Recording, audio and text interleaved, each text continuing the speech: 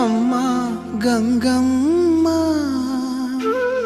కృష్ణమ్మకు చెప్పమ్మా కష్టం కలిగించొద్దని యమునకు చెప్పమ్మా సాయమునకు వెనకాడొద్దని